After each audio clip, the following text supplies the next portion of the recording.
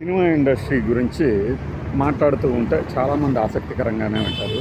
అందులోనూ cinema celebrities అందులో ఉన్నవాళ్ళు అందులోని లోటుపాట్ల గురించి మాట్లాడుతుంటే ఇంకా ఎక్కువ ఉంటారు. విషయం ఏంటంటే గేదెల రాజు కాకినాడ తాలూకా అనే ఒక సినిమాని ఈ సింగర్ కమ్ యాక్టర్ అంటే ఈ మధ్య యాక్టర్ కూడా అయ్యాడు కదా, రఘు కుంచే రఘు అంటూ ఉంటాను. ఆయన ప్రొడ్యూస్ చేశారు. ఈ ఈవెంట్ అంటే ముందు ప్రమోషనల్ ఈవెంట్స్ ఉంటాయి కదా, అందులో భాగంగా కొన్ని మాటలు మాట్లాడారు. అవి ఆయన కంటే మనం ఇంకా గట్టిగా బలంగా చెప్తాం. ఆయన మాట వరకే మాట్లాడేసి వదిలేశాడు కాబట్టి అది ఏంటంటే ఆయన సినిమా కొంతమందికి చూపిస్తే ఏదో సాయం చేస్తారంటే రిలీజ్ కోసం. ఈ రోజుల్లో సినిమా ప్రొడ్యూస్ చేయటమే కాదు, ప్రొడ్యూస్ చేసినటువంటి సినిమాని థియేటర్లో రిలీజ్ చేయగలగటం, లేదంటేనేమో మళ్ళీ ఈ ఈ మధ్య వచ్చి పడింది కదా ఓటీటీ, అంటే మన చిన్న చిన్న యాప్ల్లో కూడా వచ్చేటట్టు అమెజాన్ ప్రైమ్లు కానీ, నెట్ఫ్లిక్స్లు కానీ, జీలు కానీ, హాట్స్టార్లు కానీ రకరకాలు వీళ్ళందరికీ కూడా అమ్మేస్తే అంటే వచ్చేటట్టు చూస్తే కాస్త ప్రొడ్యూసర్కి అదనపు ఆర్థిక లాభం. ఈ క్రమంలో కొంతమందికి ఆయన సినిమా చూపిస్తే బాగుంది, క్యూనెట్కి పెడదాము, బాగా పబ్లిసిటీ ఖర్చు పెట్టు, బాగా చెయ్యి, తర్వాత థియేటర్లు కూడా ఇప్పిస్తాము, నువ్వు ఒక 50% నేను ఒక 50% అని బేరమాటం బిగించేశారు. ఈ రోజున ఎంతమంది ఎలా మాట్లాడుతున్నా కూడా సినిమాలో విషయం లేకపోతే చూడట్లేదు. అంటే కథ, ఇప్పుడు కంటెంట్ అంటున్నారు, అప్పుడు కథ అన్నాం మనం కథ అన్నాం, ఇప్పుడు దాకా కంటెంట్ అంటున్నాం మనం. జనాలందరూ కథ అన్నప్పుడే మనం కంటెంట్ అంటాం బిగించేసాం. అంటే విషయం ఉండడం, ఆ విషయం ఉండాలి, లేకపోతే పెద్దదైనా చిన్నదైనా సరే ఎవడు చూడట్లేదు. కొన్ని విషయాలు మనం నిజాయితీగా మాట్లాడుకోవాలి అని చెప్తూ ఆయన తన ఆవేదన వ్యక్తం చేశాడు అన్నమాట. ఎవరు? ఈ గేదెల రాజు కాకినాడ తాలూకా ప్రొడ్యూసర్ రఘు. ఈ రఘు కుంచే జెమినీలో చాలా ఏళ్ళు, అంటే బహుశా క్రియేటివ్ హెడ్ కావచ్చు, లేదంటే ఆ మొత్తం ప్రోగ్రామ్స్ని చూసే ఆయన అయి ఉండొచ్చు. పోస్ట్ బాక్స్ నెంబర్ 1562 కానీ, కొత్త యాంకర్లను తీసుకురావడం కానీ, ఆ తర్వాత డబ్బింగ్ ఆర్టిస్ట్గా కానీ మనకి చాలా రోజులు విశాలకు కూడా డబ్బింగ్ చెప్పాడు అంటారు. అది నిజమో కాదో కానీ పాటలు అయితే పాడారు. మనకి పందెం కోడి సినిమాలో విశాల్ పాట ఉంది కదా, ఏందమ్మో ఏదో జరిగిందే. రఘు కుంచే చాలామందికి సుపరిచితులు. అలానే మ్యూజిక్ డైరెక్టర్ కూడా పాటలు పాడతాడు. బ్లాక్ బస్టర్, చాట్ బస్టర్లు ఉన్నాయి. అయితే సక్సెస్ పరంగా ఏంటంటే పెద్దగా ఏమీ గుర్తింపు లేదు. అట్లాంటిది ఒక కథ అనుకొని ఈ కథని తీద్దాము, కథ పరంగా బాగుంటుంది, ప్లస్ నాకు రెవెన్యూ వస్తుంది అనే ఉద్దేశంతో మొదలుపెట్టుకుంటాడు. ఆ మొదలుపెట్టిన క్రమంలో ఏం జరిగింది? ఇదే మనకు సంబంధించి అందరూ అనుకునేది మోసం అంతా ఇండస్ట్రీలో అంతా మోసం తప్పితే ఏమీ లేదు అన్నట్టు మాట్లాడే అనుభవాలు ఆయనకు కూడా ఎదురైనాయి. అంటే ఏంటంటే నువ్వు నీ జేబులోంచి పైసా తీయవు, పక్కోడి చేతిలోంచి ఖర్చులు పెట్టేస్తావు కోట్లు అనేది ఆయన బాధ. ఇండస్ట్రీనే అంటేనే అది కదా, సినిమా ఇండస్ట్రీనే అంటేనే ముచ్చట్లు కాదు కదా. కనీసం జూనియర్ ఆర్టిస్ట్గా కూడా ఛాన్సులు రాని ప్రతి వాడు కూడా మనకి సినిమా కథలు చెప్పి బతుకుదాం అనుకుంటారు. మాకు తటస్థపడుతూ ఉంటారు, తారసపడుతూ ఉంటారు. ఇట్లాంటి వాళ్ళు చూసి నవ్వుకుంటాం.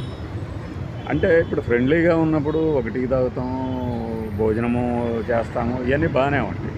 కానీ వాడు ఎక్కడో వినిపించే కథలు మనకి వినిపిద్దాం అనిపిస్తుంది. నా సినిమాకి అద్భుతమైన అప్లాజ్ వస్తుంది బయట, నా కథని కొంటామని వచ్చారు కొంతమంది ఉన్నారు. ఈ మధ్య కథలు చెప్తున్నారు మనకి. ఆయన కథ అందామంటే అంటే ఏంటి, నీ కథ అమ్ముదామంటే నువ్వు ఇవ్వట్లేదా, ఇంకా మంచి రేట్ వస్తుందని, లేకపోతే నువ్వే డైరెక్షను అంటే లేదు డైరెక్షన్ ఛాన్స్ కూడా నాకే ఇస్తున్నారు అంటే మరి ఏమి అంటే ఎవడంటాడు? 80ల నాటి 90ల నాటి మోడళ్ళు, ఇట్లాంటి మోడళ్ళు మనకి మనీలో ఎప్పుడో పెట్టేశారు. మాణిక్య క్యారెక్టర్లో మన వర్మ గారు. అయినా కూడా ఇండస్ట్రీలో ఇలాంటి సొల్లుగాళ్ళకి తక్కువే ఉండదు. బయట కూడా ఇది టీ కప్పు తెక్కానా ఉండదు, కానీ మనకి షో ఆఫ్ చేద్దాం అనుకుంటారు. ఫ్రెండ్లీగా మాట్లాడు, ఎవరైనా సరే అక్కడ ఏముంది అనేది చెప్పి చూస్తారు. సరే మన ఫ్రెండ్ కదా, కాస్త ముఖపరిచయస్తుడు కదా అని చెప్పేసి అది వదిలేసి మనకి టోకరా పెడదామని చూస్తే అట్లా ఇలాంటి టోకరా గాళ్ళ గురించే ఆయన మాట్లాడింది రఘు. అదే ఏదో తెలిసిన వాళ్ళు కదా సాయం చేస్తారనుకుంటే నువ్వు బాగా ఖర్చు పెట్టు, సగం తీసుకున్నావు. ఇట్లాంటి వాళ్ళు బయట కూడా కనబడుతుంటారు మనకి. మనం ఒక యూట్యూబ్కి మీరు రాయండి, అంటే సోషల్ మీడియాకి రాయండి, రెవెన్యూ షేరింగ్ అంటారు. ఏంది రెవెన్యూ షేరింగ్? నీకు వచ్చే రెవెన్యూలో నాకు ఎప్పుడు ఇవ్వాలి? రెవెన్యూ షేరింగ్ అంటేనే మిమ్మల్ని మోసం చేస్తున్నట్టు నాకు ఇంకోసారి గుర్తొచ్చింది. అంచేత స్టోరీలు రాయించుకుంటారు, డబ్బులు ఎగ్గొట్టడానికి రెవెన్యూ షేరింగ్ అంటారు. ఆ రెవెన్యూ వచ్చేది లేదు, సచ్చేది లేదు. రాదు. ఎందుకు వస్తుంది రెవెన్యూ? నువ్వు ఇప్పుడు భారీ స్థాయిలో ఎక్స్పెక్ట్ చేస్తున్నప్పుడు నువ్వు ముందు పెట్టుబడి పెట్టాలి. సినిమా లేదనుకో మొబైల్స్లో తీసుకో, ల్యాప్టాప్లో తీసుకో. బాగా వచ్చినప్పుడు నువ్వు ఇదిగో నాకు ఇన్వెస్ట్మెంట్ లేదు ఇప్పుడు నేను పెట్టగలను అని చెప్పి నెక్స్ట్ లెవెల్కి వెళ్ళి అది వదిలేసి అందరి చేత ఫ్రీగా పనులు చేపించేసేసుకొని డబ్బులు వస్తాయా అంటే రాదు.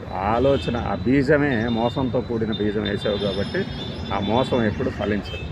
ఇక్కడ కూడా ఆయన చెప్పింది అదే. మరి ఎవరు రఘు పుంచే గారు ఆ క్యూనెట్లు ఆ గోళ నాకు తెలియదు, కానీ మొత్తానికి మనవాడిని సినిమాకి కాస్త సాయం చేయమని ఉంటుంది, రిలీజ్ అవ్వటానికి కానీ కాస్త థియేటర్లు దొరకటం కానీ. ఇది ఇలా కాదు, చాలా బాగుంది. ఇప్పుడు థియేటర్ అంటే కొత్త సిస్టమ్ ఒకటి వచ్చింది. ఇప్పుడు మిగిలిన రాష్ట్రాల్లో ఎప్పటి నుంచో ఉంది, అమలు చేస్తున్నారని చెప్తున్నారు. ఇక్కడ ఏంటంటే థియేటర్లో ఫస్ట్ వీక్ కలెక్షన్స్లో 60% థియేటర్ వాళ్ళకి, సెకండ్ వీక్లో 50%, థర్డ్ వీక్లో 40%. ఇట్లా అంటే అసలు ముందు 3 వారాలు ఆడితేనే గొప్ప కదా. అలా అంటే ఇక థియేటర్లకి రెంట్లు ఉండవు, ఏముండవు. సినిమా రిలీజ్ అయితే ఇప్పుడు ఎటు ప్రింట్లు కూడా లేవు కాబట్టి థియేటర్లు ఇచ్చేస్తారు. మనకి వచ్చిన కలెక్షన్లో 60% థియేటర్ వాళ్ళు తీసుకొని 40% ప్రొడ్యూసర్కి ఇస్తాడు, లేదంటే డిస్ట్రిబ్యూటర్కి ఇస్తాడు. ఈ పద్ధతిలో రిలీజ్ కాబోతుంది ఈ గేదెల రాజు కాకినాడ తాలూకా కూడా. అప్పుడు ఆ సందర్భంలో చెప్పాడు, ఇది మా అందరికీ మంచి బూస్టప్ ఇస్తుంది. ఎందుకు? వీళ్ళు కొనకపోయినా ముందు థియేటర్లో రిలీజ్ అయింది, రెమ్యూనరేషన్ ఇచ్చేసేసి అందరికీ ఇవ్వాల్సిన బకాయిలు ఇచ్చేసేసిన తర్వాత సినిమా ప్రింట్లు అంటే ఇప్పుడు డిజిటలే కాబట్టి ప్రింట్ కాస్ట్ కూడా ఆ క్యూనెట్ వాళ్ళకో ఏదో దేని ద్వారా రిలీజ్ అయితే దాని ద్వారా వాళ్ళకి కాస్త డబ్బులు కట్టేసేస్తే ఆ కట్టాల్సిన పేమెంట్ థియేటర్లో రిలీజ్ అయిపోతుంది. రిలీజ్ అయ్యి కలెక్షన్స్ వస్తూ ఉంటే అంటే మంచి కంటెంట్ ఇందాక చెప్తాను, మంచి కథ కనుక్కుంటే తప్పనిసరిగా డబ్బులు వస్తాయి అనే నమ్మకంతో ఈ కొత్త సిస్టమ్కి తెలంగాణలో మారుతున్నారు. దాని మీద ఆయన మాట్లాడింది. ఈ సందర్భంగానే ఇది ఇండస్ట్రీలో ఇలాంటి దొంగన డుడుకులు ఉన్నారు అని చెప్పవచ్చు. చూసారా, ప్రోడక్ట్ అతంది, వీళ్ళు వచ్చేసి ఏదో చేస్తారంటే అందులో 50% వాటా తీసుకుంటారండి. ఇలాంటి దళారులు పోతారు కొత్త సిస్టంతో అని ఆ గాయకుడు కమ్ నిర్మాత కమ్ యాక్టర్ ఆ మధ్య ఏదో వికటకదో సంథింగ్ ఏదో ఒక దాంట్లో యాక్టర్గా కూడా కనిపించేది. సో అంటే ఈ సినిమాకి మనం ఆల్ ది బెస్ట్లు ఇవన్నీ కాదు, కానీ ఒక కొత్త రకం వ్యాపారానికి తెరలేపుతున్నారు కాబట్టి అంతిమంగా ప్రేక్షకుడికి మంచి సినిమాలు వస్తాయి అనేది ఆశిద్దాం. చెత్త సినిమాలు వచ్చినా కూడా కాలక్షేపం, ఆ 2 గంటల కాలక్షేపం, ఎంత ఖర్చు పెట్టాం అంటే థియేటర్లో ఎక్కువ సినిమాలు వస్తాయి.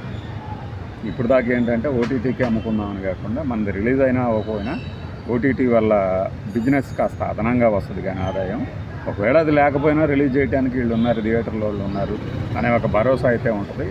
ఈ సందర్భంలో ఈ దొంగనాగు డుడుకులు ఉలిక్కి పడే ఉంటారు. ఏంటి రఘు ఇలా చెప్పేసావు అని.